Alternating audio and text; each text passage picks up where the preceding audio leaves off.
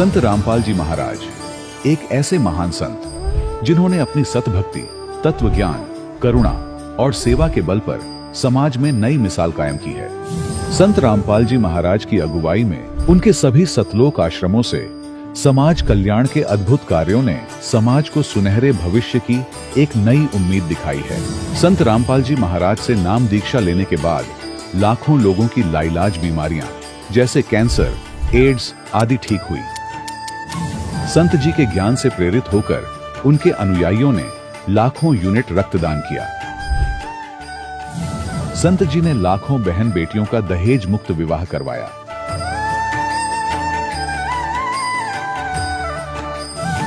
संत जी ने लाखों लोगों का नशा छुड़वाया, करोड़ों उजड़े परिवार बसे।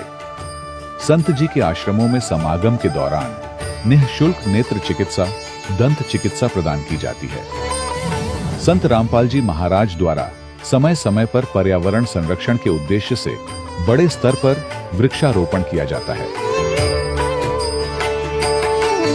संत जी ने जरूरतमंदों को तत्काल राहत पहुंचाने के लिए एम्बुलेंस सेवा शुरू की। संत जी अपने अनुयायियों को देहदान के लिए प्रेरित करते हैं, जिससे मानवता की सेवा और चिकित्सा क्षेत्र में सुधार हो सके। संत रामपाल जी महाराज के सभी आश्रमों में हर रोज निःशुल्क भंडारा आयोजित किया जाता है, जहां हर वर्ग, हर जाति और हर धर्म के लोग एक साथ बैठकर भोजन करते हैं।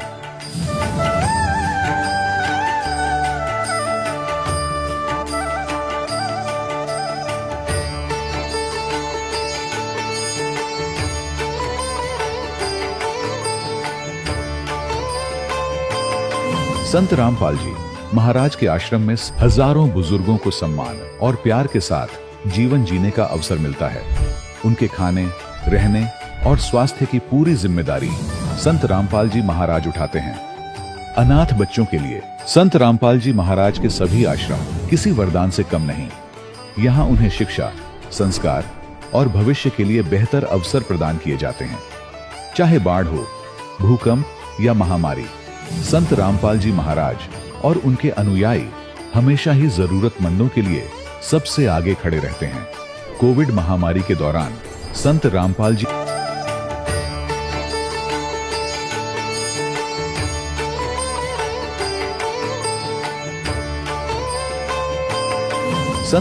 जी महाराज के आश्रम में हजारों बुजुर्गों को सम्मान और प्यार के साथ जीवन जीने का अवसर मिलता है। उनके खाने, रहने और स्वास्थ्य की पूरी जिम्मेदारी संत रामपाल जी महाराज उठाते हैं। अनाथ बच्चों के लिए संत रामपाल जी महाराज के सभी आश्रम किसी वरदान से कम नहीं। यहाँ उन्हें शिक्षा, संस्कार और भविष्य के लिए बेहतर अवसर प्रदान किए जाते हैं। चाहे बाढ़ हो, भूकंप या महामारी, संत रामपाल जी महाराज और उनके अनुयायी हमेशा ही जरूरतमंदों के लिए सबसे आगे खड़े रहते हैं।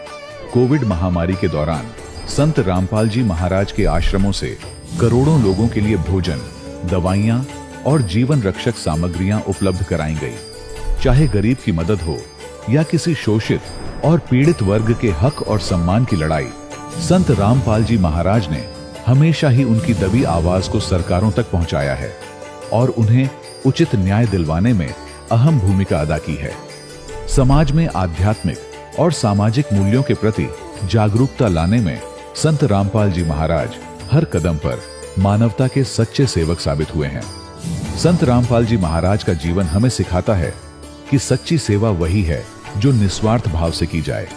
आइए हम भी इस महान सेवा के कार्य में इस महान संत से जुड़ें और संत रामपाल जी महाराज से नाम दीक्षा लेकर अपने जीवन को धन्य बनाएं।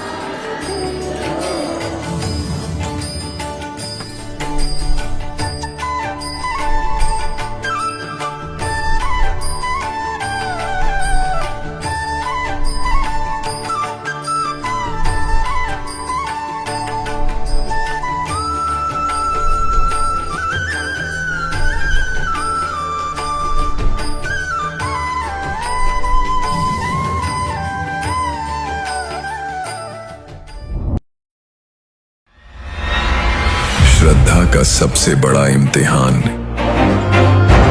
प्रेम प्रभु का बरस रहा है, पीले अमृत प्यासे। एक माँ का संकल्प। तुम तो रोज डींग मारा करते थे, बड़ाई करते थे कि हमारे गुरुजी ये कर देते हैं, हमारे गुरुजी वो कर देते हैं। वो तो स्वयं भगवान है, सब कुछ कर सकते हैं। तो तुम्हारे घर क्यों नहीं भर देते? क्यों तुम एक एक आने के लिए तरसते फिरते हो? एक पिता की पीड़ा। आज पहली बार गुरुजी घर आए और मैं नीच अपने गुरुजी को भोजन तक नहीं करा सकता। और एक बच्चे की अटूट आस्था। पिताजी, मेरी बात सुनिए। अगर आप सच में मेरे पिता हैं, अगर मैं आपका ही अंश हूँ, तो आज मेरी बात माननी ही पड़ेगी। कान लगा के बातें सुन ले, सूखे हुए दरख्तों की लेता है भगवान परीक्षा सबसे प्यारे भक्तों की। देखिए हमारी खास पेशकश सभी सतलोक आश्रमों में दिनांक 9 जून शाम 7:30 पर और हमारे social media platform YouTube channel संत रामपाल जी महाराज और फेसबुक पेज स्पिरिचुअल लीडर संत रामपाल जी महाराज पर भी देख सकते हैं।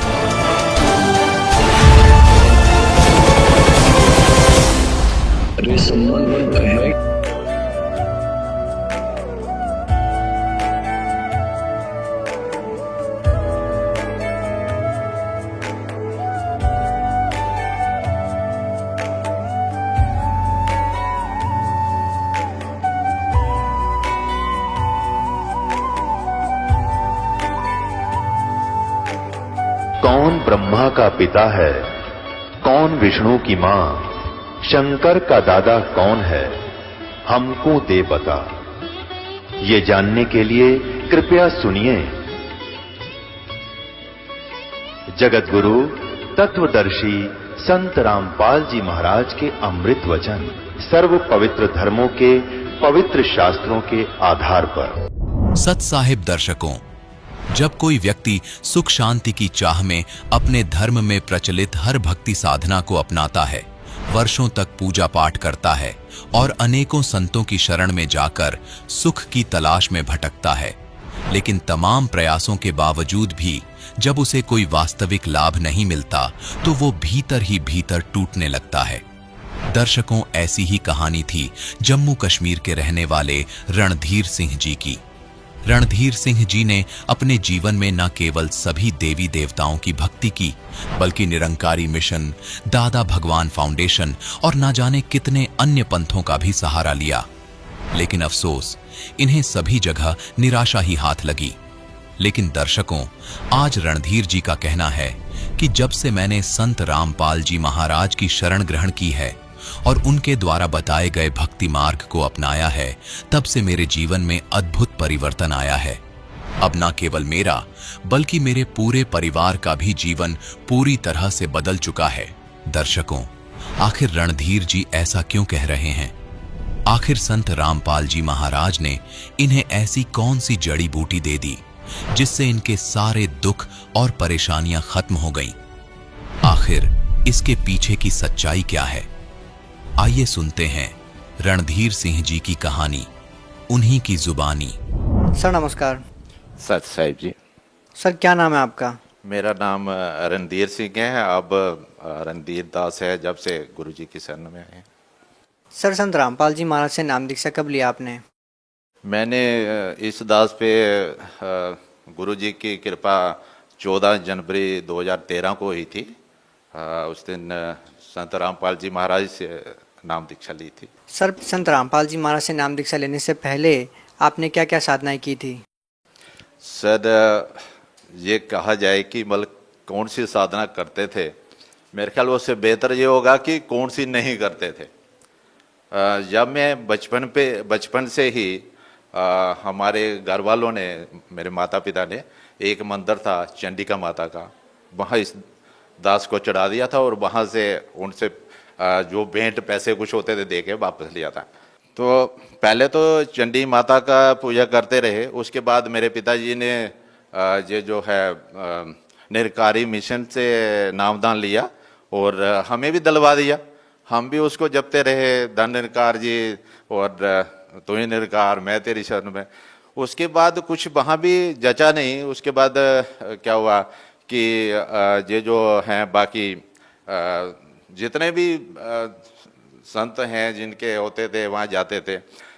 ये जो है अपने मधु परमहंस जी हैं, इनके भी सत्संग मैंने बहुत बार सुने, उनके पास भी गए तो कोई लगता नहीं था, कुछ जचता नहीं था। मतलब ये सोचता था कि परमात्मा हैं, कैसे हैं, कहाँ हैं, कैसे मिलते हैं, तो यही दिल में रहता था।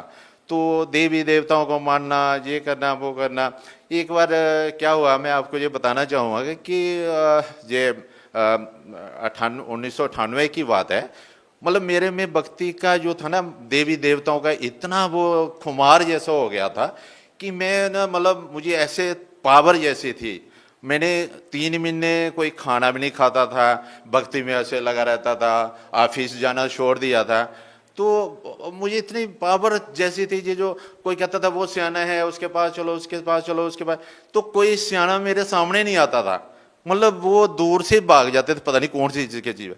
तो उसके बाद फिर एक बार मैं मेरी इस दास की ड्यूटी श्रीनगर में थी, तो वहाँ सत्संग देखते थे। एक वो थे दादा भगवान फाउंडेशन, अहमदाबाद से हैं। तो उनका वो तो जो उनके आगे शिष्य थे नीरू बहन नाम करके, उनका सत्संग आता था। तो अच्छा लगा, थोड़ा सा हटके था, सोचा चलो इनके जाके देखाएं। तो अहमदाबाद में भी गए, उनसे 2 घंटे में वो कहते थे हम मुझे करवा देते हैं, आत्मा का साक्षात्कार हो जाता है ये। तो कुछ 1-2 बार दिल्ली में भी उनका प्रोग्राम था, वहाँ भी आए, कुछ नहीं हुआ। तो जब ये दास बीमार था, तो उसके बाद एक मुस्लिम पंथ से थे। मतलब जब कोई नहीं, कहते हैं ना कि जब कोई प्रॉब्लम आती है तो कहीं ना कहीं हाथ पांव मारते हैं। तो घर वालों ने उनसे राब्ता किया, तो वो जहाँ जम्मू के एक थे उनके साथ मिले। तो उन्होंने कहा कि इनको तो देवी देवताओं के साथ साथ शायद भूत बाधा कुछ है, ऐसे प्रॉब्लम है। तो उससे ये हुआ कि उन्होंने जो भी थी वो मेरी पावर शावर अपने पास रख ली, मुझे थोड़ा सा सीधा कर दिया। तो मेरे दिल में जागा कि शायद इनके पास कुछ है जो बाकी वालों के पास नहीं है। तो उनके पीर थे, मेरठ से थे, तो मैंने उनके साथ मिलने की थोड़ी सी दिल में तमन्ना हुई। तो उनके पास चले गए, मेरठ में उनसे मिले। वो थे हाजी थे, बहुत पहुंचे हुए, आई कैन से कि वो एलिवेटेड आत्मा थी। मतलब थोड़ा सा डिफरेंस ज़्यादा नहीं करने वाले थे, मतलब सबको एक समान समझने वाले थे। उनकी शरण में ये 10 कम से कम 8 साल रहा। तो आप शायद सर ये झूठ मानेंगे कि ये मेरे ख्याल में हिस्ट्री में एक वो क्या कहते हैं नई चीज़ ही होगी कि मैंने उनके कुरान पढ़े, उनके वो पढ़े। और जहाँ तक हुआ कि उनको अपने घर से मैंने हज पे भेजा। मतलब ये कभी नहीं होगा कोई हिंदू के घर से और हिंदू के एड्रेस से कोई मुसलमान जा रहा होगा। तो उनको मैंने हज पे भेजा, उन पे आस्था थी, हज से वापस आए। फिर ऐसा चलता रहा। 2008-9 में उन्होंने अपना चोला बदल लिया, छोड़ गए इस दुनिया से। तो अब जो उनके आगे थे उनमें आपस में कुछ क्या कह सकते हैं कि क्या हुआ क्या नहीं हुआ। उन्होंने किसी को कहा नहीं था आगे कौन देखेगा क्या देखेगा। तो कुछ जचा नहीं, मतलब कुछ लालच पान जाए, ऐसा कुछ लगा कि भाई इनके पास तो कुछ है नहीं, लेकिन चलो जो रास्ता वो दिखा गए हैं, कुछ चीज़ें तो बहुत अच्छी दिखाई, टीवी नहीं देखना है। तो जब वो इस दुनिया से चले गए तो फिर मैं किसी पे आस्था नहीं रही। मैं यही सोचता था ये परमात्मा तू जहाँ भी है तो मुझे कहीं अच्छी जगह पे ले जा, तो जहाँ के तू मिल जाए। सर आपने इतनी जगह पे साधनाएं की है, विभिन्न संतों से, काजियों से आपने नाम दीक्षा ली है, संतों से आप जुड़े रहे हैं, देवी देवताओं की पूजा आपने की है। उसके बावजूद आप संत रामपाल जी महाराज की शरण में आए। आपको संत रामपाल जी महाराज की शरण में ऐसा क्या लगा जो अन्य संतों से आपको सुनने को नहीं मिला, और वो क्या कारण रहा कि आप संत रामपाल जी महाराज की शरण में आए, और कैसे आपको संत रामपाल जी महाराज के बारे में जानने को मिला? संत रामपाल जी महाराज की शरण इस दास को मैं कहता हूँ बड़ी मुश्किल से मिली हुई है। इतना लंबा सफ़र तय करने के बाद इतना, फिर एक ये था दिसंबर की बात है 2012 की। तो दास ऐसे परेशान रहता था, मतलब किसी में मन नहीं रहता था कौन सी भक्ति करूँ कौन सी नहीं करूँ। तो एक दिन ऐसे टीवी चैनल घुमा रहा था, मतलब वो लैपटॉप पे लगाया हुआ था, टीवी घर में नहीं था। तो लैपटॉप ऐसे घुमा के देख रहा था, तो उसमें ये चैनल लग गया, वहाँ गुरुजी बता रहे थे ये कबीर साहब परमात्मा हैं ये वो। तो हमने वो देखा, थोड़े दिन देखा, अच्छा लगा। तो हमने घर में सलाह की, हमारे भगतमती कहने लगी जहाँ जाना चाहिए। तो हमने उधर का प्रोग्राम बना लिया। तो टिकट करवा दी थी फरवरी की। तो एक दिन क्या हुआ कि मेरे गले में इतनी दर्द हो गई कि हद से ज़्यादा। तो मतलब डॉक्टर के पास किया, डॉक्टर कहता आपका जो स्टेरॉइड कुछ प्रोसेस जो हड्डी है उसमें प्रॉब्लम है ये वो। तो उनकी दवाई देने के बावजूद भी दास को कोई आराम नहीं हो रहा था, बहुत दर्द हो रही थी। तो इतनी दर्द हो रही थी, हद से ज़्यादा मैं रो रहा था। तो भगतमती कहने लगी कि हमने उधर जाने का सोचा ही है, तो फरवरी के बदले क्यों ना हम जनवरी में चले जाएं, टिकट चेंज करवा लेते हैं। तो जो ही दास ने ये सोचा कि हाँ ऐसे कर लेंगे, तो दास की आंख लग गई। तो अभी क्या देखते हैं कि बहुत सारे ऐसे झिलमिल से तारे हो रहे हैं, और उधर से परमात्मा संत रामपाल जी ऐसे सामने आके मुझे कहते हैं बेटा आजा, तेरा सफर खत्म हो गया, अब तो उस सफर में आ जा, वो ठीक है। तो अब मुझे नींद खुल गई। अभी आधी रात 3-4 बजे का सुबह का टाइम था। तो मैं सोचता हूँ कि ये परमात्मा गुरुजी तो वही हैं जो सत्संग में आप दिखाते हैं, लेकिन अब मेरे वो गुरुजी जो थे, पीर थे, वो क्या कहेंगे, उनको मैंने छोड़ा हुआ है। तो अब दूसरी बार जब मेरी दोबारा नींद आई, सोया था, तो वो पीर सामने आ जाते हैं। वो कहते हैं बेटा अब तू चला जा, अब तेरे लिए वही ठीक है। तो दास ने जाके जनवरी की टिकट चेंज करवाई और वहाँ जाके अपनी भगतमती और दोनों ने जाके गुरुजी से नामदान लिया। और रात को 2 बजे गुरुजी ने दर्शन दिए, जो कि मेरे ख्याल में शायद ही गुरुजी कह रहे थे कि बेटा मैं 2 बजे तेरे लिए आया हूँ। तो बहुत देर कर दी मैंने, अब जल्दी बुला लिया, फिर भी महीना पहले बुला लिया। तो ये गुरुजी को पहले ही मालूम था कि पहले बुला लिया। सर, संत रामपाल जी महाराज से नाम दीक्षा लेने के बाद आपको क्या लाभ मिले? लाभ तो अनेक हैं। मतलब जब मैं अब एक कहना चाहूँगा कि जब हमने नाम दीक्षा भी नहीं ली थी, सिर्फ टिकट चेंज की थी, 1 महीना चेंज की थी, तो हम ये समझ चुके कि अब हम और हमारे ये बच्चे सब उस परमात्मा के ही हैं, हमारा कुछ नहीं है। तो एक दिन क्या, उसी टाइम में मेरा बेटा 6th क्लास में पढ़ता था उस वक्त। वो स्कूल में कहीं बच्चे ने किसी ने धक्का दे दिया और पत्थर पे इतने जोर से वो पड़ा था कि उसके सिर में इतना ज़्यादा मतलब हो गया था। तो डॉक्टर ने कहा था कि इसको शायद काफ़ी लगी है, सर्जरी करनी पड़ेगी। तो हमने कहा परमात्मा हमने तो आपको ही मान चुके हैं, परमात्मा आप ही हमारे गुरु, आप भी रक्षा करो। तो जब वो टेस्ट वगैरह उन्होंने किया तो उन्होंने कहा नहीं कुछ नहीं है, सिर्फ थोड़ा सा ये खून का क्लॉट बना हुआ है, ये ठीक हो जाएगा। तो पहले तो ये परमात्मा ने वहाँ भी रक्षा की हमारी। फिर सबसे तो ये हुआ कि जो मेरा इतना लंबा सफ़र बेकार गया, 50 साल इधर दरबदरी में, तो सच्ची भक्ति मिल गई, सच्चे परमात्मा मिल गए। परमात्मा कहाँ है, कैसे रहते हैं, किन किन को मिला, वो सारा पता चला। उसके बाद कुछ छोटी मोटी जो संख्याएँ होती थी, जैसे मैं बताना चाहूँगा मेरी बेटी का कॉम्पिटिटिव में इंजीनियरिंग और डॉक्टर दोनों में उसका हो गया था। तो अब हम ये सोच में पड़ गए कि इसको किस लाइन पे भेजें। तो हमने वहाँ पे अरदास लगाई, तो वहाँ से गुरुजी का संदेश आया कि बेटा परमात्मा बेहतर करेंगे, आप इनको डॉक्टरी लाइन में डाल दो। तो वो भी हमारी प्रॉब्लम हल हुई। तो एक बार ऐसे क्या हुआ कि हमारी भक्तमती ऐसे बाथरूम के पास में चल रही थी, वो गिर गई, हाथ उसका जान से टूट गया। तो अब किसी को डॉक्टर को दिखाया, उसने कहा नहीं इसमें प्लास्टर होगा। फिर ऐसे ही एक मलने वाले ऐसे जो होते हैं उनको दिखाया, उसने बोला इसमें मल दिया जाए, लेकिन उनकी दर्द बढ़ती जा रही थी। तो मैंने उनको बोला परमात्मा जी अरदास लगाई उन्होंने, और परमात्मा की इतनी दया हुई कि दूसरे दिन जब सुबह उठे तो हाथ उनका ठीक था। तो उसके बाद बहुत सारे ऐसे छोटे मोटे लाभ तो होते ही रहते हैं। सर, हमने बहुत सारे संत रामपाल जी महाराज के श्रद्धालुओं से बात की है। सभी का कहना है कि संत रामपाल जी महाराज से नाम दीक्षा लेने से उनके नशे, बीड़ी, सिगरेट, तंबाकू वगैरह से उनको छुटकारा मिल जाता है। सर, आपके साथ ऐसा क्या अनुभव रहा?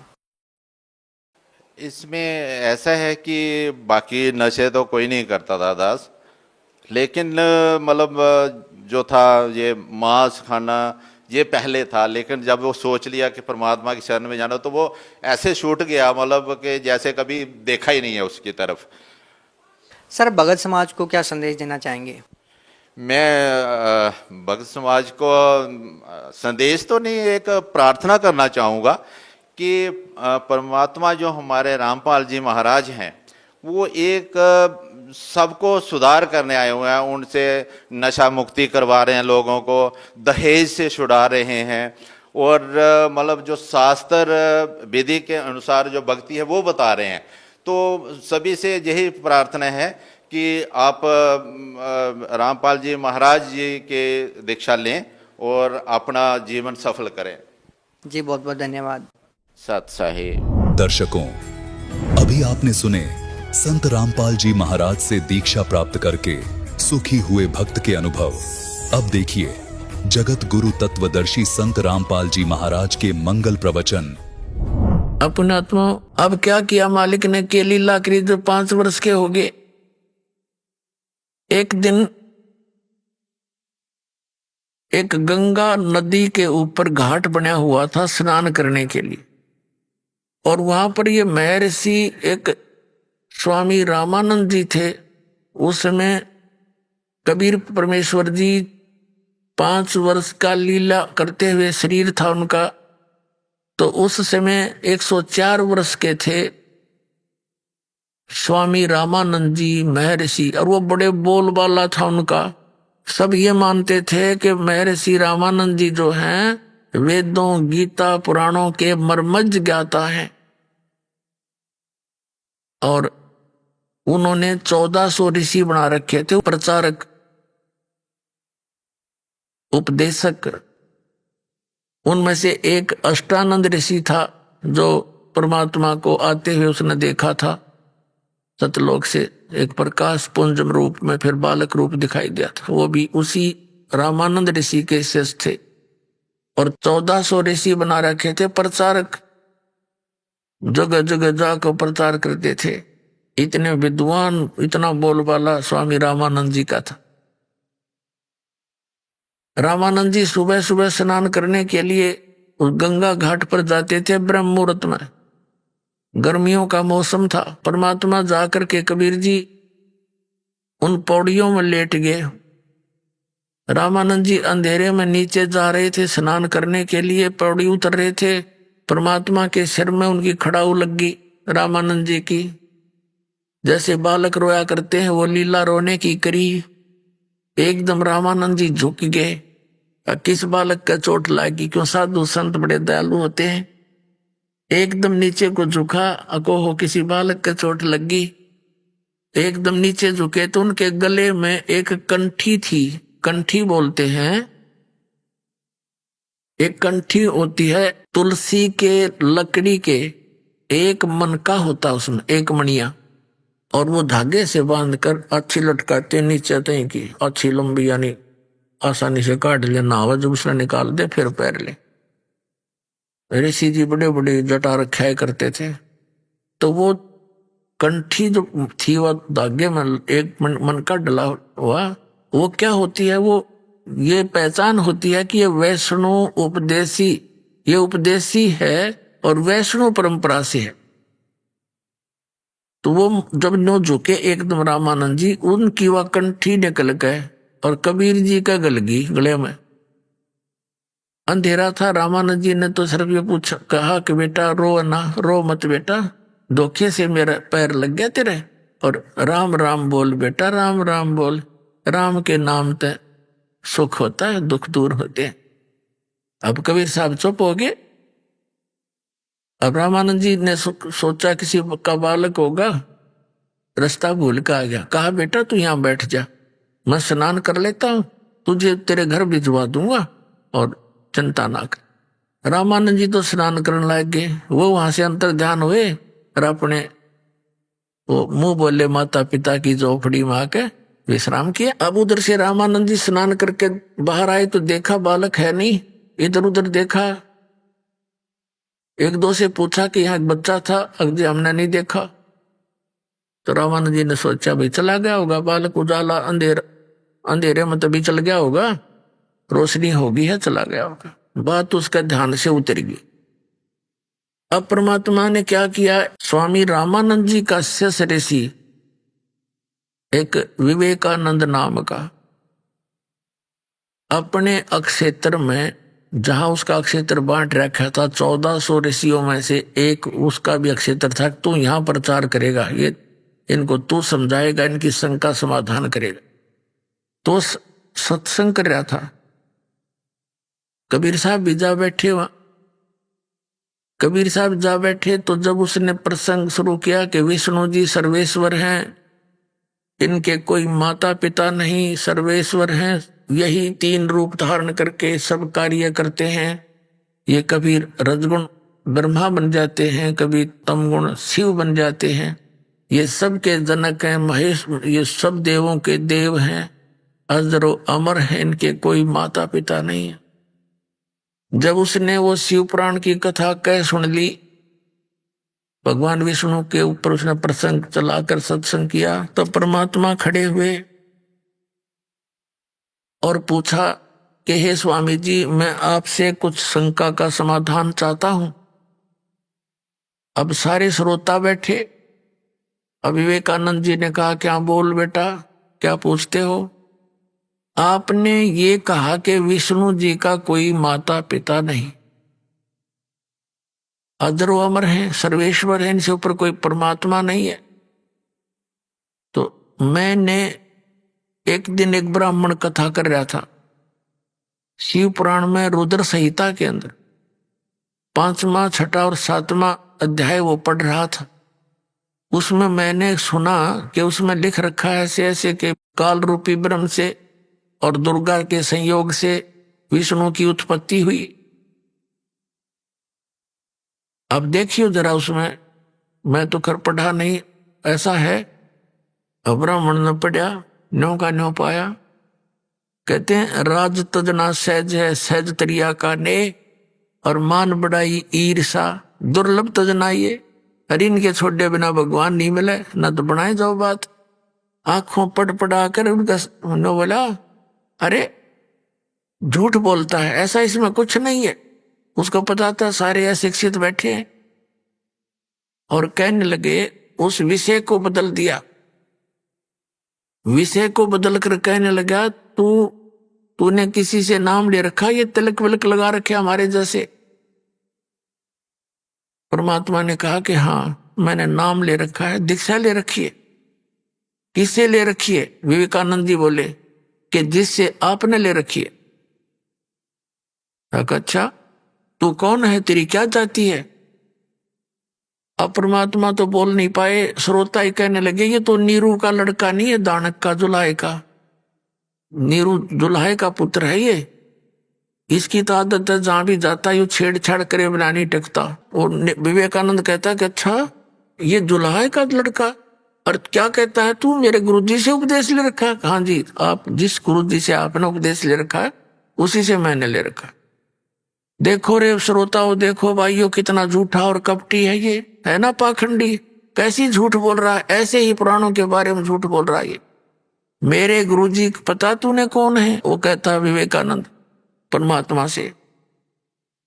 परमात्मा कहते हैं, मुझे मालूम है आपके गुरुदेव और मेरे गुरुदेव स्वामी पंडित रामानंद जी महर्षि। विवेकानंद कहता, क्या तूने उनसे उपदेश ले रखा? कहा, देख तेरे जैसा तिलक, सारा सौदा मेरे पास। अब उसने क्या कहा? उस विवेकानंद ने कहा, देखो भाइयों, कितना झूठा है। अब मैं गुरुजी के पास जाऊंगा, इसकी सारी हिस्ट्री पूछूंगा, और कल तुम भी आना वहां पर, सुबह देखना इसकी कैसी पिटाई गुरुजी करेंगे। अब उस विवेकानंद का आदेश, उसके सारे श्रोता पहुंच गए सुबह सुबह रामानंद जी की कुटिया पे। रामानंद जी के पास सामने जाकर उस विवेकानंद ऋषि ने कहा, महाराज जी, हमारी तो नाक काट दी एक जुलाहे के बालक ने। हे परमात्मा, वो तो न्यों कह है कि मैंने स्वामी जी से नाम ले रखा है। हे दाता, हम कैसे बाहर निकलेंगे, कैसे शकल दिखाओगे जनता में? एक दानक का, शूद्र का लड़का आपको गुरु बताता फिरता, उसने बेइज्जती कर दी। अब रामानंद जी ने यह बात सुनी, नो कुदर गुस्से में हो गया कि उसको कल लाओ मेरे सामने पकड़ के, मैं तो इन शूद्रों को निकट भी नहीं आने देता। क्यों उनके नंबर कट जाए, जैनो बेरा पट जा। किसी ब्राह्मण ने शूद्र को उपदेश दे दिया तो उसके चेले भाग जाते। इस डर से उसने खूब आंखें लाल कर ली। अब सुबह सुबह वो विवेकानंद 8-9 और लेकर मस्टंडे और पहुंचा दानकों की, दुल्हाओं की कॉलोनी में, उस बगड़ में। तो वहां वो घर पूछ रहे थे नीरू का। एक बहन आवे थी और एक भक्त व्यक्ति था, उनने देख लिया क्या बात है, ये तो इनकी नीयत तो ठीक ना लगती, झगड़ा करने का उद्देश्य है, लठ ले रही है, डंडा ले रहे और पूछ रहे नीरू का घर। तो वो पूछ रहे थे, वो सुनते हुए निकट के जल्दी सी आगे और नीमा से आकर बताया कि नीमा तुम्हारा किसी से झगड़ा हो गया क्या? कई ब्राह्मण आ रहे डंडा लेकर तुम्हारा घर पूछ रहे। इधर से एक व्यक्ति भी आके उसने यही कहा कि पता नहीं क्या बात है, तुम्हारा कोई झगड़ा हो गया किसी से।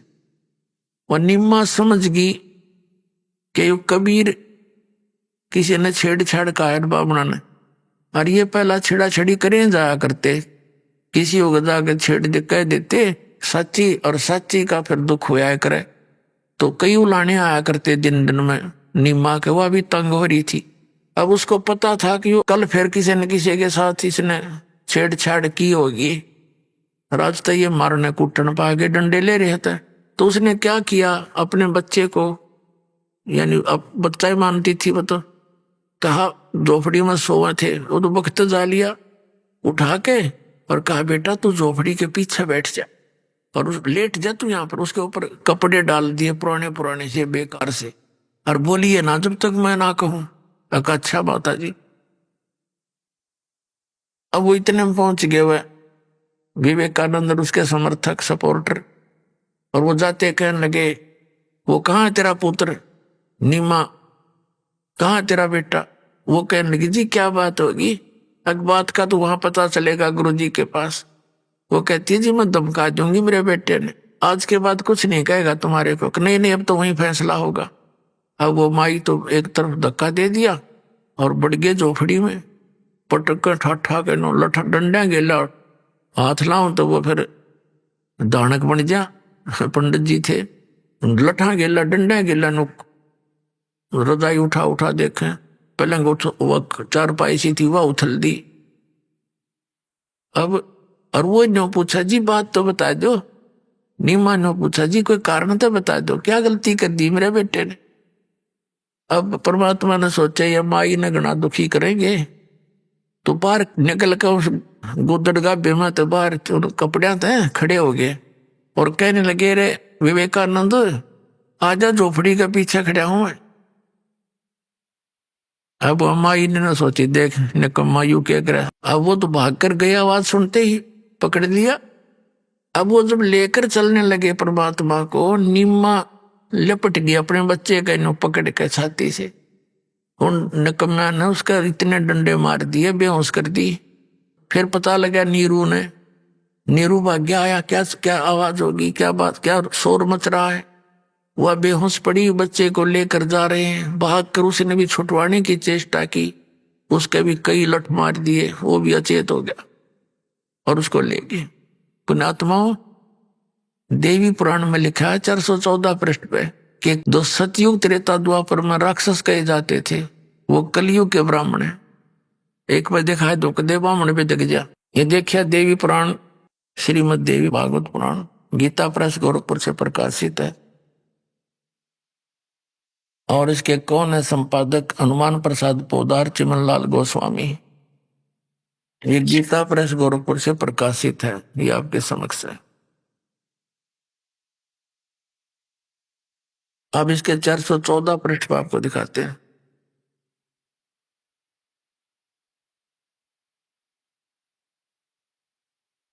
एक तो इन पंडिता का पता लगा कि से ब्राह्मण थे ये। संक्षिप्त देवी भागवत छठा स्कंद और 414 पृष्ठ पे जन्मेजय ने पूछा महाभाग किस युग में कैसा धर्म का स्वरूप है, इस संपूर्ण विषय को विशेष रूप से बताने की कृपा कीजिए। व्यास जी बोले राजन यह निश्चय कि सतयुग में ब्राह्मण वेद के पूर्ण विद्वान थे, उनके द्वारा निरंतर भगवती जगदम्बा की आराधना होती थी। भगवती का दर्शन करने के लिए उनका मन सदा ललायित रहता था और प्रत्येक गांव में शक्ति मंदिर का उद्घाटन हो, इस विषय की उनके मन में बड़ी उत्सुकता थी।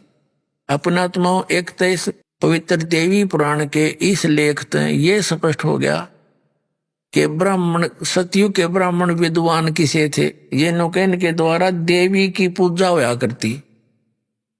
वेद में किधर देवी की पूजा का है पर किधर वर्णन, और जबकि देवी कहती है कि वेद के अतिरिक्त कोई साधना मत करो। और वेद में क्या मंत्र है आपको दिखाते हैं। वेद में क्या है देवी के द्वारा बताया। श्री देवी ने क्या बताया? 500, ये देखिएगा 565, थोड़ा सा दिखाएंगे झलक। ये 7वां स्कंद और संक्षिप्त देवी भागवत 562 पृष्ठ पर हिमालय को ज्ञान देते हुए, हिमालय राजा को ज्ञान देते हुए श्री देवी के द्वारा हिमालय को ज्ञान उपदेश, ब्रह्म स्वरूप का वर्णन। श्री देवी जी कहने लगी, पर्वतराज उस ब्रह्म का क्या स्वरूप है यह बतलाया जाता है। ये सारा कुछ वर्णन करके थोड़ा सा बताऊंगा इसमें। उसके विषय में क्या कहती है कि उस एकमात्र परमात्मा को ही जानो, दूसरी सब बातों को छोड़ दो। केवल एक परमात्मा की भक्ति करो और नहीं करनी, और उस अमृत रूप परमात्मा के पास पहुंचाने का यही पुल है। आगे देखो, इस आत्मा का ओम के जप के साथ ध्यान करो। इससे अज्ञान में अंधकार से सर्वथा परे और संसार समुद्र से उस पार जो ब्रह्म है उसको पा जाओगे, तुम्हारा कल्याण हो। और वो कहाँ रहता है? ओम नाम का जाप कर, ब्रह्म को टारगेट बना। ब्रह्म का जाप ओम है और वह यह है सबका आत्मा ब्रह्म, ब्रह्मलोक रूप दिव्य आकाश में रहता है। अब श्री देवी कह रही है कि और सब बात छोड़ दो, मेरी पूजा भी छोड़ दो, एकमात्र परमात्मा को ही जानो। किसका? उसका ओम नाम है और ब्रह्म का उद्देश्य मानकर उसका जाप करो और वो ब्रह्म फिर देखो, इस आत्मा का ओम के जप के साथ ध्यान करो। इससे अज्ञान में अंधकार से सर्वथा परे समुद्र पार से जो ब्रह्म है उसको पा जाओगे। नहीं, ओम नाम ब्रह्म का है और वो ब्रह्म कहाँ रहता है? वह ये सब का आत्मा ब्रह्म, ब्रह्मलोक रूप दिव्य आकाश में सतीत वहां रहता है। देखो पुण्यात्माओं, व्यास जी को कितना ज्ञान है और क्या कह रहे हैं कि सतयुग के ब्राह्मण वेद के पूरे विद्वान थे और दुर्गा की पूजा करते थे। खाक विद्वान थे, वेदों का क्या पता था उनको। और देवी कह रही है मेरी भी पूजा छोड़ो, केवल ओम नाम है, ब्रह्म का जाप करो, वो ब्रह्म लोक में रहता है।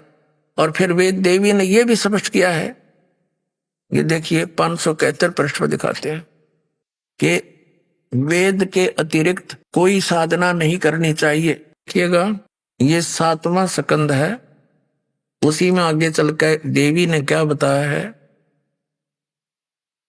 ये 570 पे ये श्री देवी जी कहती है, राजन ये आगे बता रही है, यहां बताया है 571 पृष्ठ पे,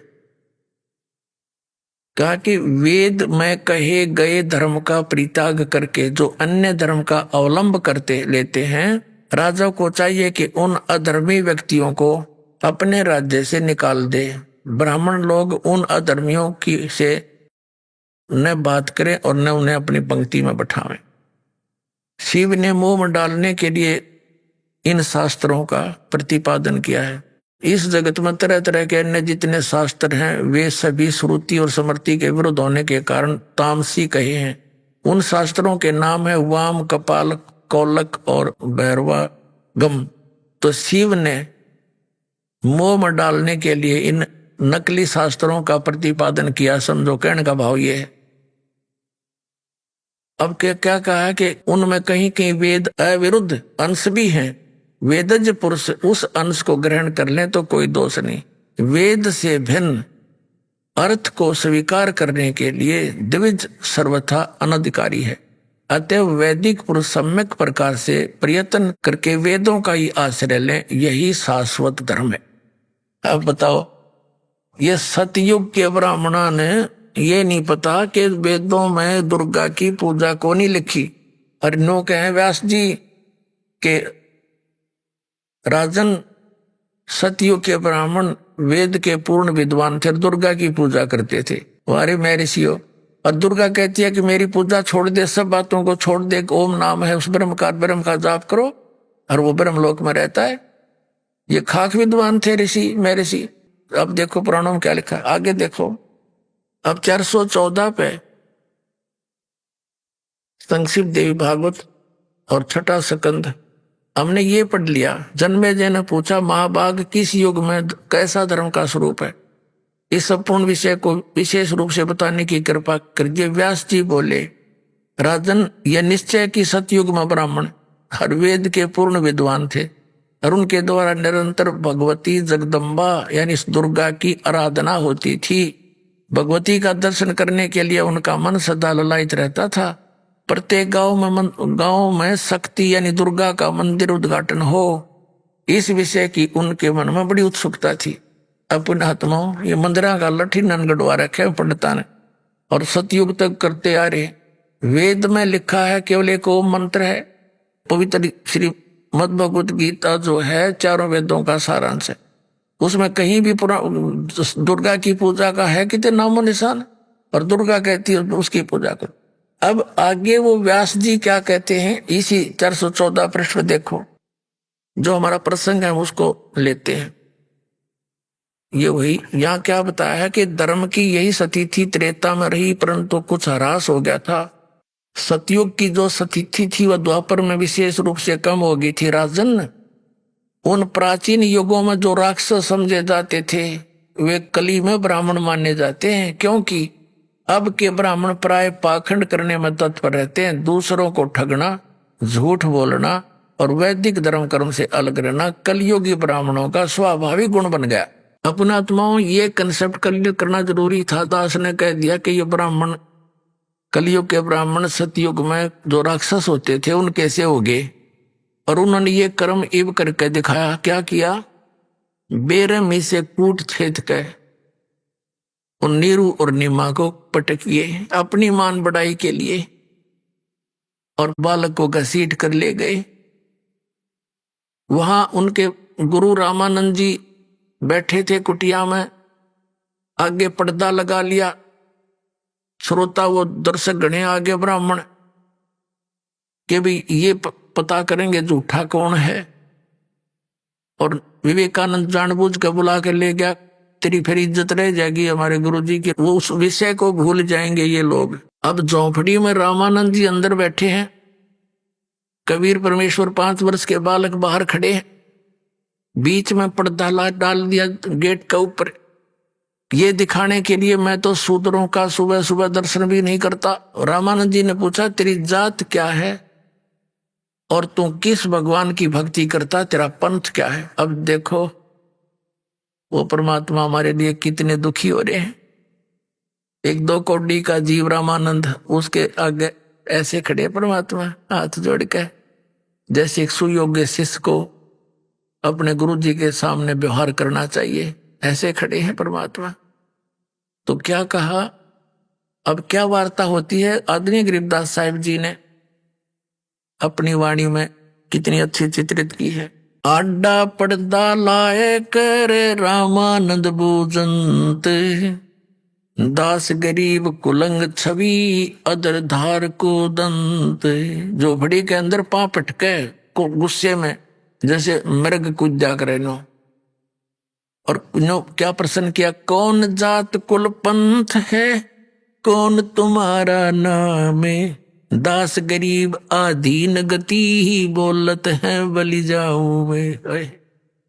अब गरीबदास जी कहते हैं कि बलिहारी जाऊं मैं उस भगवान पे, अपने गुरु रूप में उस रामानंद जी के सामने कति कितना अधीन होकर बोलते हैं और सच्चाई कहते हैं साथ साथ। क्या बोले परमात्मा? रामानंद जी ने पूछा कि कौन तुम्हारी जात है और कौन तुम्हारा पंथ और के तुम्हारा नाम है? परमात्मा ने क्या बताया?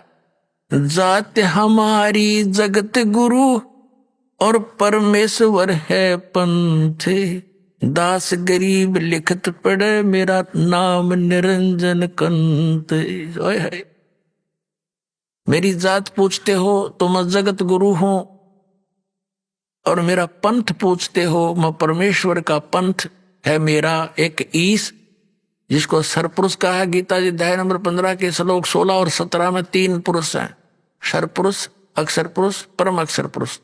इसको ईश, ईश्वर और परम अक्षर पुरुष को परमेश्वर कहते हैं। तो क्या बताते हैं, जाते हमारी जगत गुरु और परमेश्वर है पंथे, दास गरीब लिखत पर मेरा नाम निरंजन कंत। क्योंकि मैं पूर्ण परमात्मा हूं और मैं उस परमेश्वर का पंथ लिए हुए हूं। इस बात से रामानंद जी गणा दुखी हो गया कि देख छोटा सा बालक कैसी बकवाद कर रहा है। रे बालक सुन दुर्बुद्धि, तेरे घटमट तन आकारे, दास गरीब दर्द लगा जब हो बोले सिरजनहारे। गरीबदास साहिब जी के बता रहे हैं कि जब रामानंद जी को परमात्मा ने अपने आप को परमात्मा कह दिया, इस बात का दुख माना रामानंद ने और गाली देने लग गया। रे बालक सुन दुर्बुद्धि, तेरे तो घटमट तन आकार, तू तो सामने खड़ा दिखाई देता है और वो परमात्मा तो निराकार है जिसके बारे में तू कह रहा है ना, मैं वही भगवान आया हुआ हूं। रे बालक सुन दुर्बुद्धि, तेरा घटमट तन आकार। गरीबदास जी कहते हैं दास गरीब रामानंद जी का दर्द हो गया इस बात का, जब परमात्मा हो बोले सृजनहार के मैं सृजनहार हूं। और किसे उलाने दिए, कैसी अब उधर बातें कही कि तुम मोमन के पालवा तेरा जुल्ह के गर्भास, और दास गरीब अज्ञान गति तेरा ऐसा दृढ़ विश्वास। जैसे न्यू कहा कर तो उसके एक मुसलमान के टुकड़ा पर पलने वाला तू है और अपने आप को भगवान कह रहा है। मान बढ़ाई छोड़ कर बोलो बालक बहन, दास गरीब अधमुखी एता तुम गठफैन। तर्क तलु से बोलते वो रामानंद सुरज्ञाने, दास गरीब को जात है यू आखिर नीच निदान है। कितनी अभद्र बातें कही भगवान को उस रामानंद ने कि ये तो कुजात है। कुजात, कुजात माने इसके माँ का बेरा ना बाप का, और किस जाति का कित पड़ा पाया यूं, इस भाव से बोल रहा है कि तर्क तलु से बोलते वो रामानंद सुरज्ञाने, दास गरीब कुजात है यू आखिर नीच निदान। लोग कहने लगे तो नीच है न शूद्र है ना, और इसकी जात का नहीं बेरा को जात, और अपने आप को भगवान कहे। कुछ भी बकवाद कर सकता है ऐसा व्यक्ति। अब परमात्मा के बोले मैं के बदन खुला से करे सुन स्वामी परवीने, दास गरीब अजात हूं तै जो कहा बलि जाऊं मैं के बदन खुला से करे सुन स्वामी परवीन, दास गरीब मनी मरे है मैं आजज आदीन। अब क्या बताने लगे परमात्मा अपनी सतिथि, मैं अवगत गत से परे और तेरे 4 वेद से दूर, दास गरीब 10 दशा में सकल संद भरपूर। इन तेरे वेदों में मेरी महिमा तो है इन वेदों में, लेकिन इनसे दूर यानी इनमें वर्णित विधि से मेरी प्राप्ति नहीं हो सकती। सकल सिंध भरपूर हूं, खालिक हमरा नाम, दास गरीब आजाद हूं और तय जो कहा बलि जाऊं मैं। देखो सुयोग्य शिष्य की कैसी भूमिका करते हुए कहते हैं कि हे गुरुदेव, आप मेरे गुरुजी हैं और आप मुझे कुजात कहो, नीच कहो, शिरोधार्य है, लेकिन मैं इस जात जूत से परे हूं, मेरी कोई जात नहीं, और बाकी आपने जो कहा वो शिरोधार्य है। लेकिन सच्ची मैं हूं वही जो आपको बता रहा हूं। ए स्वामी सृष्टा में और सृष्टि हमारे तीर, दास गरीब अदर बसूं मैं अवगत सत कबीर। मैं ऊपर सतलोक में रहता हूं।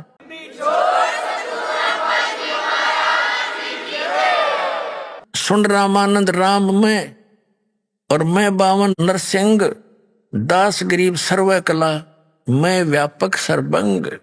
मेरी ही सत्ता सबके ऊपर है।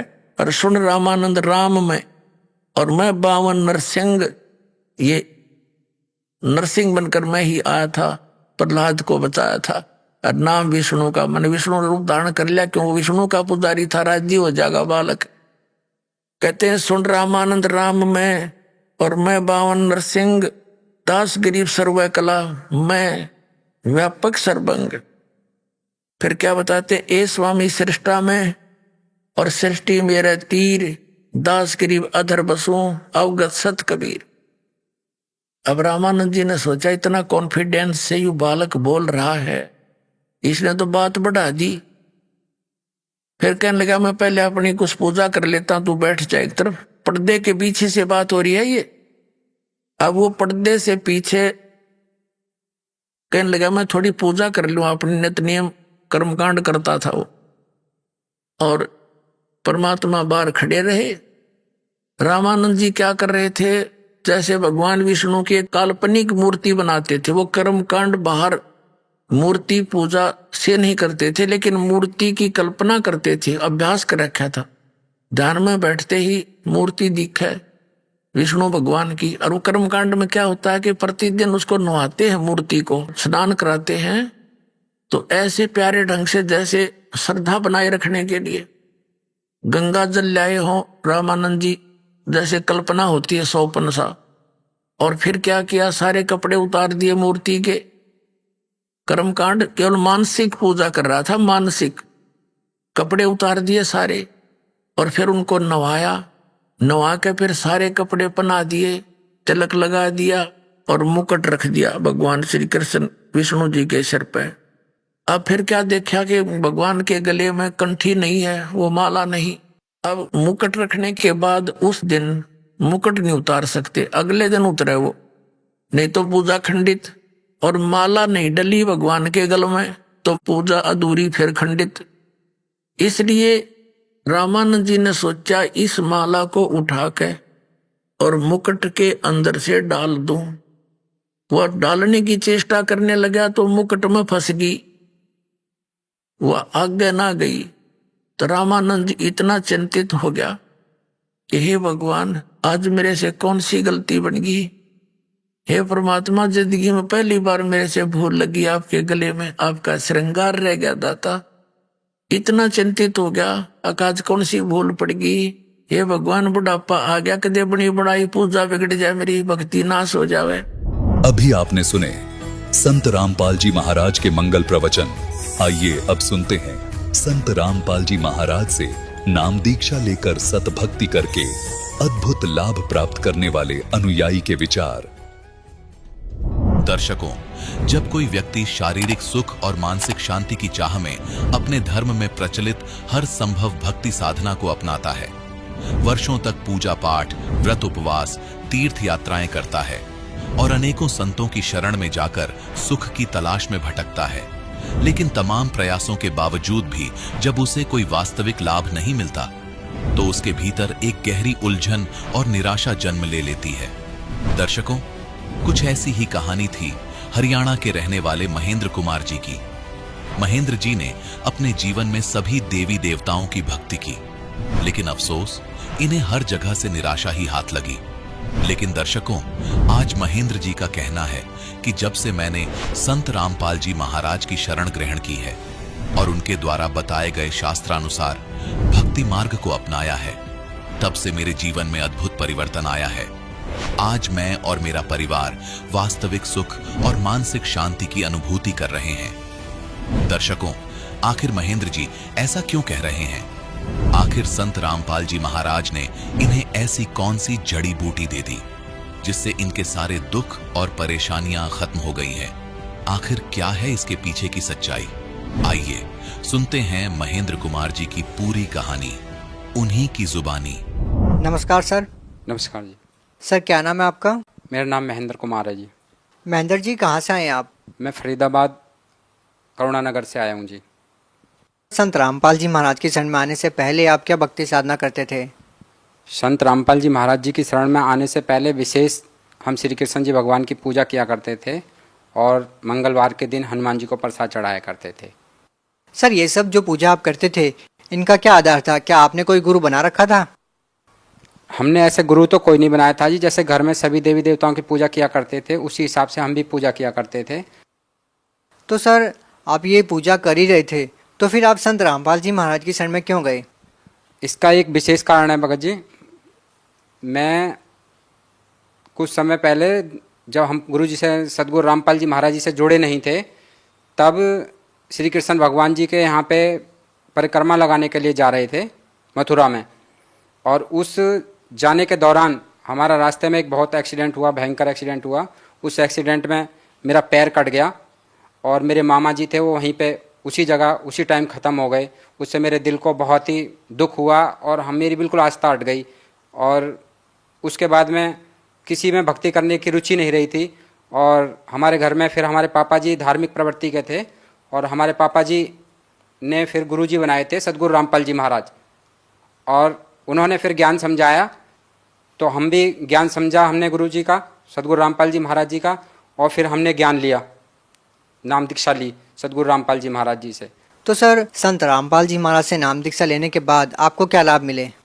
हमको बहुत विशेष लाभ मिले जी। एक तो आत्मिक संतुष्टि मिली, और जो हम बहुत ही ज़्यादा, मतलब मेरी एकदम भक्ति करने की रुचि खत्म हो गई थी, आस्था हट गई थी मेरी, बिल्कुल भी किसी भी भक्ति करने का मन नहीं करता था। और फिर सदगुरु रामपाल जी महाराज जी से ज्ञान लेने के बाद में इतनी अच्छी दिल को शांति मिली, आत्मा को संतुष्टि मिली। और विशेष लाभ ये मिले जी कि अभी भक्ति करते करते कई बार क्या होता है कि कई भगत मंत्र वंत्र करने में कुछ अपनी कमी हो जाती है।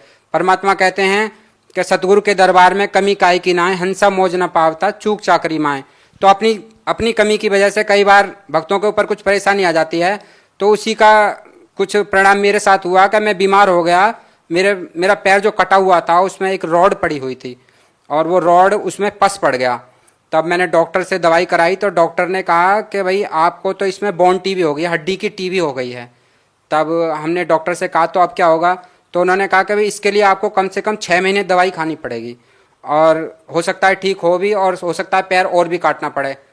तो एक हमारे मिलने वाले थे सरदार जी, बहुत प्रेम करते हैं वो हमसे, तो उन्होंने कहा था कि बेटे इसका विशेष पूरी अपना इलाज करवाना, ट्रीटमेंट, क्योंकि मेरी घरवाली भी इसी बोन टीबी की वजह से मर गई थी। ऐसा ना हो कहीं आपके साथ में भी ऐसा कुछ हादसा हो जाए।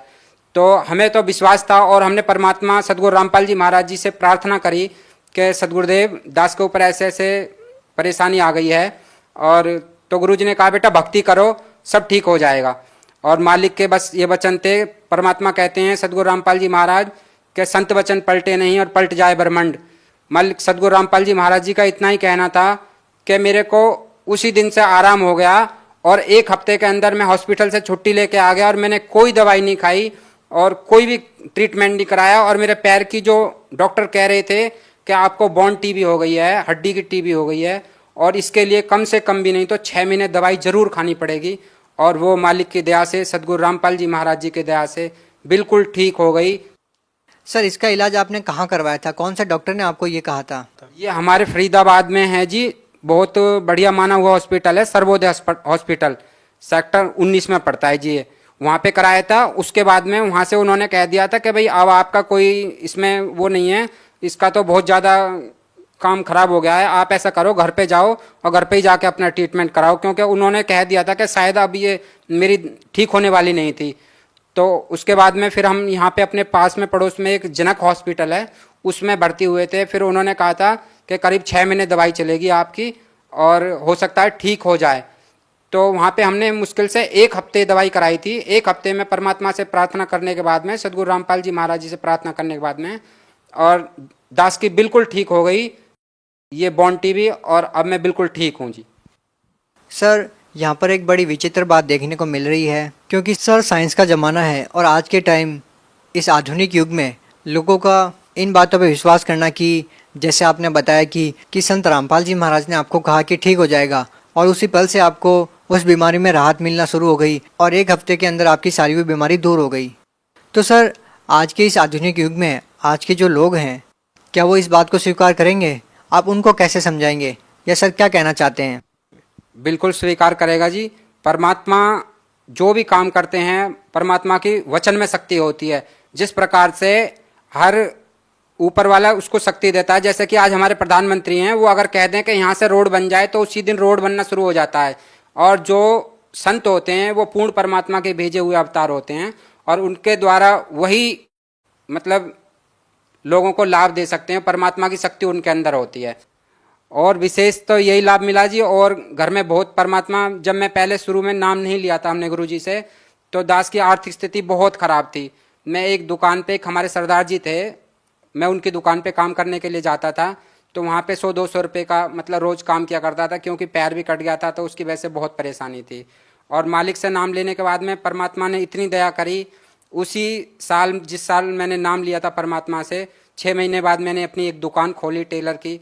और आज मालिक की दया से बहुत बढ़िया काम है दुकान पे, बहुत बढ़िया काम चलता है परमात्मा की दया से। और मेरी आर्थिक स्थिति भी बहुत बढ़िया है मालिक की दया। भगत समाज को क्या संदेश देना चाहते हैं? मैं भगत समाज को यही संदेश देना चाहूँगा जी कि परमात्मा, पूर्ण परमात्मा सदगुरु रामपाल जी महाराज जी आए हुए हैं। और सभी लोगों से प्रार्थना है कि एक बार परमात्मा के ज्ञान को समझें। मालिक कहते हैं कि जाति न पूछो संत की, पूछ लीजिए ज्ञान, मोल करो तलवार का, पड़ी रहने दो म्यान। सर, बहुत से ऐसे श्रद्धालु हैं जो संत रामपाल जी महाराज से नाम दीक्षा लेना चाहते हैं, तो सर वो संत रामपाल जी महाराज से नाम दीक्षा कैसे ले सकते हैं? परमात्मा सदगुरु रामपाल जी महाराज जी से जुड़ने के लिए आज मालिक ने विशेष दया कर रखी है सभी के ऊपर। सभी जिलों में परमात्मा ने नामदान केंद्र खोल रखे हैं। अब किसी भी जिले में जाओगे आप तो वहाँ पे नामदान केंद्र खुले हुए हैं। सर, आप फरीदाबाद हरियाणा से बिलोंग करते हैं। हरियाणा में कहाँ कहाँ नामदान स्थल है? फरीदाबाद में जी बदरपुर बॉर्डर के पास में है जी एक पल्ला मोड़बंद, वहाँ पे नामदान केंद्र है। और फरीदाबाद में खेड़ी पुल सेक्टर 87 में इधर पड़ता है जी, वहाँ पे नामदान केंद्र है। और पलवल में भी नामदान केंद्र है जी। सर, बहुत बहुत धन्यवाद आपका। धन्यवाद जी।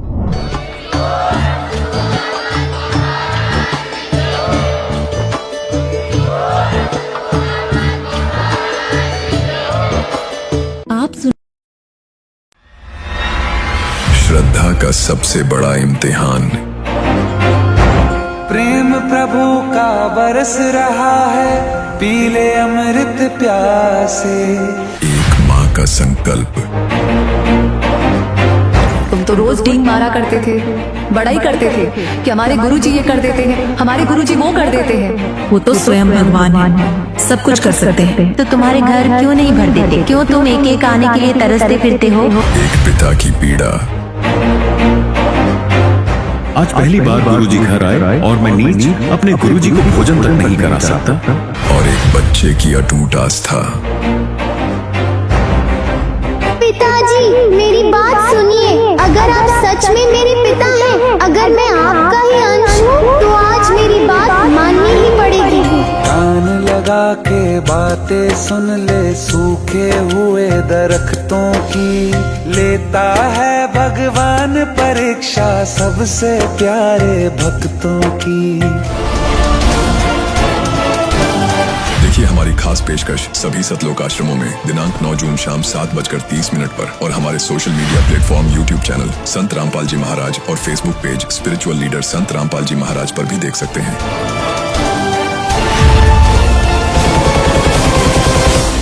रहे थे जगत गुरु तत्वदर्शी संत रामपाल जी महाराज जी के मंगल प्रवचन। अधिक जानकारी के लिए विजिट कीजिए हमारी वेबसाइट www.jagatgururampalji.org। संत रामपाल जी महाराज जी के शुभ आशीर्वाद से पूरे विश्व भर में 500 से भी ज्यादा नाम दीक्षा केंद्र हैं, जिन पर संत रामपाल जी महाराज जी द्वारा ऑनलाइन निशुल्क नाम दीक्षा दी जा रही है। अपने नजदीकी नाम दीक्षा केंद्र का पता करने के लिए संपर्क करें 8222880541।